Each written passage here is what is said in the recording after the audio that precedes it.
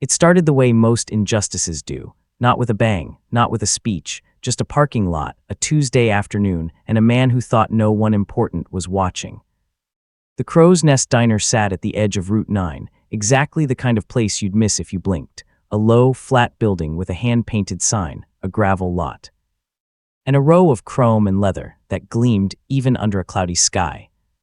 Motorcycles, 7 of them, parked with the quiet precision of people who take care of the things they love. The man who owned the first bike was already inside. His name was Earl Donahue. 71 years old, 5'9", with hands like geography, mapped with veins and calluses, and a few old scars that had stories attached to them.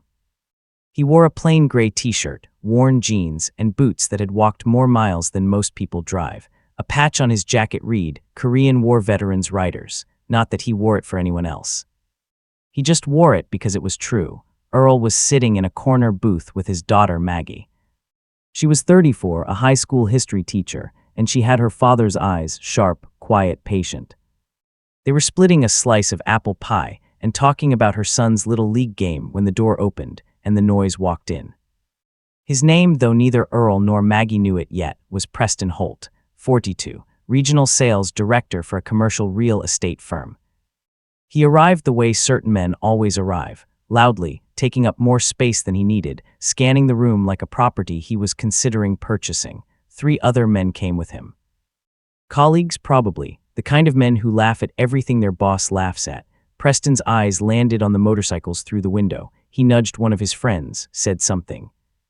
They laughed, then he came inside. He didn't need to say anything. He probably should have just ordered his food and left.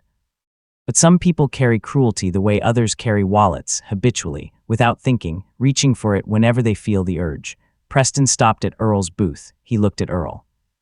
He looked at the jacket. He looked back at his friends with the smirk already forming. Nice bikes out there, Grandpa, he said. You actually ride those things, or are they just decorations? His friends snickered. What are you, the retirement chapter of Hell's Angels? The diner went quiet the way diners do when something wrong is happening. Forks stopped moving. A waitress named Diane, who'd worked the counter for 11 years, looked up from the coffee she was pouring. Maggie's jaw tightened. She looked at her father. Earl set down his fork. He looked at Preston Holt the way a man looks at something he's seen before, something not particularly interesting, not particularly new, but worth acknowledging. I rode my first bike in 1971, Earl said. His voice was quiet, the kind of quiet that fills a room. Got back from Korea the year before. Bought a beat-up Triumph with the last of my mustering out pay, rode it from Fort Lewis to Portland in the rain. He paused. Those bikes outside aren't decorations. They belong to men who served. We ride for the ones who didn't come home. Preston opened his mouth, closed it. For just a moment, just one, there was a door. He could have walked through it. Could have said something like, my apologies, I didn't know. Could have been a human being. He chose differently. Yeah, well, Preston said, loud enough for the whole room to hear. That's a real touching story, old-timer. I'm sure it impresses somebody. He glanced around the diner. Maybe the waitress, more laughter from his table. Maggie's face flushed. She started to stand. Earl put his hand on hers, gently. Sit down, sweetheart, he said. He looked up at Preston one more time. I don't make threats, Earl said simply. I make observations. And I observe that you just made a mistake. Then he picked his fork back up and finished his pie. Preston laughed again, but it was thinner this time, shorter. He walked back to his table. His friends were still smiling, but the smiles had gone slightly uncertain, like a joke that landed but no one could quite explain why. No one at the diner laughed with them. Diane refilled the coffee cups without looking at Preston's table. And in the corner booth, Maggie watched her father eat his pie with perfect calm, and she felt something she hadn't expected to feel in that moment. Not fear, not shame, something more like awe. What Preston Holt didn't know, what he couldn't have known, because men like Preston rarely bother to learn things that don't benefit them, was what those 7 motorcycles represented.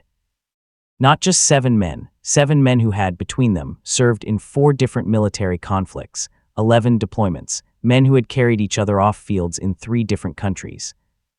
Men who had shown up to more funerals than most people attend in a lifetime, and who still showed up, still rode, still honored the names of the ones who were gone.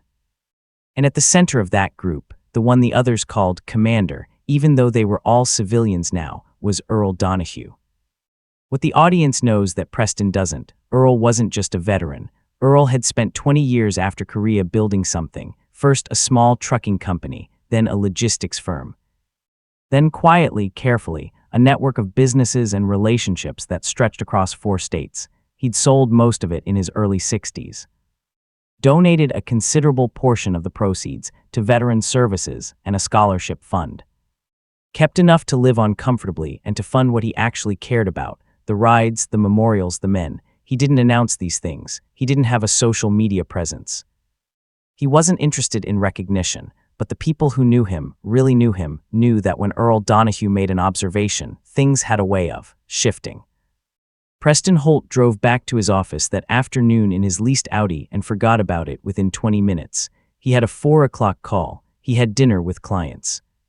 He had a full, self-important week ahead of him. What he didn't notice, the next morning, was a gray pickup truck parked across the street from his firm's office building. A man inside it, drinking coffee, reading a newspaper. Nobody paid him any mind.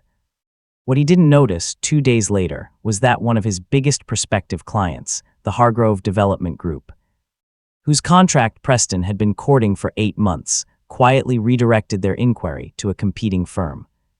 He noticed the outcome. He didn't understand the cause. He made some calls. Hargrove's assistant was polite but vague. They've decided to explore other directions. That happened in business. Preston moved on. What he didn't see was the lunch, 4 days after the diner incident, between a man named Gerald Briggs and the CEO of Hargrove's parent company. Gerald Briggs was a quiet man in his late 60s who rode a Harley-Davidson Electra Glide. He'd served 2 tours in Vietnam. He'd also spent 30 years as a commercial property attorney. He and the CEO were old friends, golf friends, the kind of friends who talk about things over a round that they'd never put in an email. Gerald didn't make demands, didn't threaten anyone. He simply told a story, accurately, calmly, about what had happened in a diner on Route 9. The CEO of the parent company had a father who'd served in Korea. He made one phone call after lunch. Hargrove redirected their business. Somewhere else in that same week, a local business journal, one that covered the real estate sector in Preston City, received a tip, not a fabricated one. A real one, a documented one, built from public records and court filings. It concerned a commercial development deal Preston's firm had brokered 3 years prior, one with some notable questions around the disclosure of environmental assessments. Nothing that had been prosecuted, but the kind of thing that, when laid out carefully, made for uncomfortable reading. The journalist who received the tip made some calls of her own. She called Preston for comment. His assistant said he was unavailable. On Thursday of that week, Preston walked to his car after work and found something tucked under his windshield wiper. Not a note. Not a threat, a photograph, black and white, old. It showed a group of soldiers, young men in uniform, smiling for the camera in front of a transport plane. On the back, in neat handwriting, the names, ranks, and fates of every man in the picture. 2 had come home, 4 hadn't. Preston stood in the parking garage for a long time holding that photograph. He didn't know who had left it. He didn't know what it meant, but it felt like the beginning of something, or maybe he was starting to understand, the middle of something that had already begun. He mentioned it to one of his colleagues, the one who'd been with him at the diner. "You think that old man?" the colleague started. "No," Preston said, too quickly. "That's ridiculous." But that night, alone in his apartment, he thought about those quiet brown eyes, that voice. That specific kind of calm that doesn't come from weakness, the kind that comes from a man who has been in actual danger and knows, in his bones, the difference between a real threat and a loud one. He thought about the words, "I don't make threats, I make observations." He didn't sleep particularly well. 12 days after the diner, a Saturday. The occasion was the annual Ridgeline Veterans Memorial Ride, a 140-mile route through the hill country, ending at the State Veterans Memorial in the city center.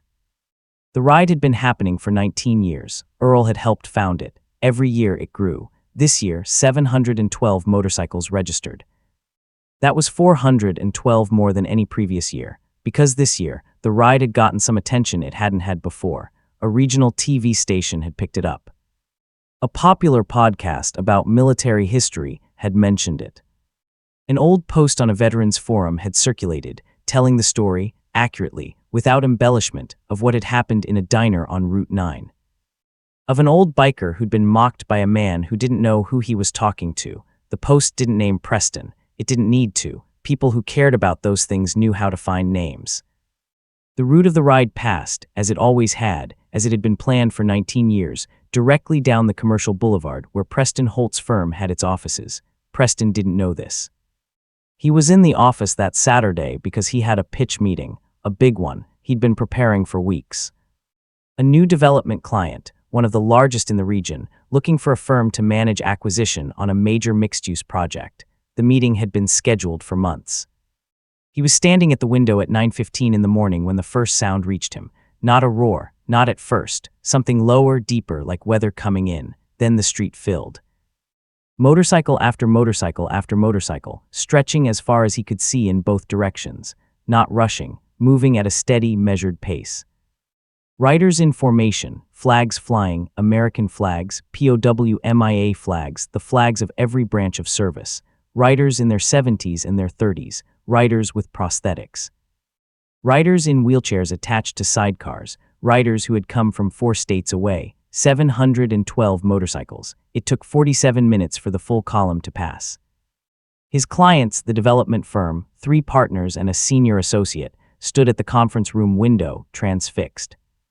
One of the partners, a woman in her 50s named Helen Marsh, watched a flag rider pass and said quietly, "My father rode in this every year before he passed." She paused. "It's bigger this year." "It is," said the man standing next to her. Everyone turned. Earl Donahue was standing in the doorway of the conference room. He was wearing his jacket. He had a meeting himself, he explained, with the ride's organizing committee. They always had a brief session at the end of the route, but he'd wanted to stop by first. Because, as it turned out, Earl had done some work with Helen Marsh's development company years ago, before he'd sold his logistics firm. He knew her father, had ridden alongside him for 11 years. "Frank Marsh was one of the finest men I've ever known," Earl said to Helen. "We named the rest stop at mile 62 after him last year." Helen Marsh had tears in her eyes. Nobody was looking at Preston. Earl shook hands around the room with the quiet ease of a man who has spent decades in the company of other people, real ease, not performance. He thanked Helen's team for making the time, said he hoped the ride hadn't caused too much disruption. "Not at all," Helen said. She was looking at Earl with an expression that could only be described as recognition, the look of someone realizing they're in the presence of something significant. And then before he left, Earl turned. He found Preston's eyes. He didn't say anything hostile, didn't raise his voice. There was no drama in it. He just looked at him with that same steady gaze, patient, complete, like a man who has witnessed enough of the world to know that time has its own justice, and said, "Good luck with your pitch, son." Then he was gone. The pitch meeting lasted another 40 minutes. At the end of it, Helen Marsh thanked Preston's firm for their time and said they'd be in touch. They were never in touch. 2 days later, the article in the Business Journal ran. The headline was careful and factual. Questions raised over environmental disclosures in 2021 commercial deal. It named the firm. It named Preston's role. It quoted public records. It quoted Preston's assistant saying he was unavailable for comment. By the end of that week, 2 other clients had requested meetings. The kind of meetings where serious questions get asked. The regional sales director position, Preston's position, was put under review by his parent company. He thought about calling someone. Filing something, proving that this was all connected, all orchestrated, all retaliation from a 71-year-old man in a gray t-shirt. But there was nothing to file. There were no threats. There was no fraud. There was a photograph of soldiers. There was a story on a forum, accurately told. There was a journalist who did her job. There was a man who knew another man, who knew another man, who knew a CEO whose father had served. There was a ride that had been planned for 19 years, following a route that had always gone down that boulevard. Preston Holt couldn't fight any of that, because none of it was wrong. It was just the world that had always been there, watching. Preston Holt left his firm 4 weeks later. The official reason was pursuing other opportunities. The actual reason was that the business had grown significantly less interested in keeping someone who brought scrutiny without equivalent value. And Preston had grown tired of conference calls where his name was said in careful, clipped sentences. The Hargrove contract went to a smaller firm, a different city. The Business Journal story won a regional journalism award. Preston moved to a different state. Started over to whatever extent starting over is possible for a man who has made himself a monument to his own importance. He isn't a villain in a movie. He won't be struck by lightning or sent to prison. He'll probably do fine in the way that certain people always do fine, but he will perhaps think twice, perhaps not, but perhaps. That's the first ending, the public one, the measurable one. Here's the second one. 2 months after the ride, on a Sunday evening, Earl Donahue sat on the porch of his house, a modest house with a big garage and a garden that his late wife had planted and that he maintained as carefully as a duty, with his daughter Maggie and his grandson, Tyler. Tyler was 9. He'd been asking about the motorcycles for months. He'd seen the pictures from the ride.